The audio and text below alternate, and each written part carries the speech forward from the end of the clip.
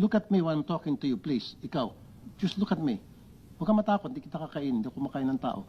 Ang tapang-tapang mo, pag pobreng kaharap mo, pero pag sa akin, hindi ka makatingin. Duwag ka pala. Napakaduwag mo. Ang kaya mo lang mga pobre. Titigan mo pa siguro hanggang sa matunaw, pero pag kaharap mo ako, takot ka. Bagbuntot mo. Subukan nyo gawin yun sa mga bahay ng mga mayaman. Hindi. Baka naratat na kayo. Nagagawa nyo yun sapagkat alam nyo walang kalaban-laban mga yan. And I have witnesses na dati nyo nang ginagawa pala yan.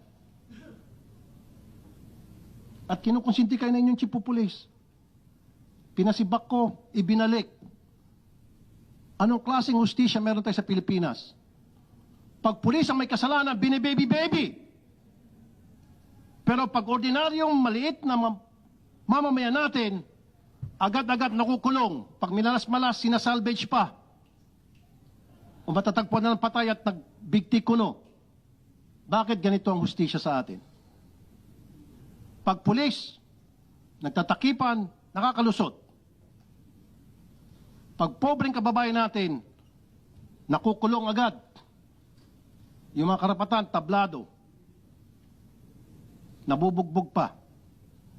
Ngayon, nasibak nga itong si Chief of Police dahil sa mga lapses na binanggit ko, ibinalik.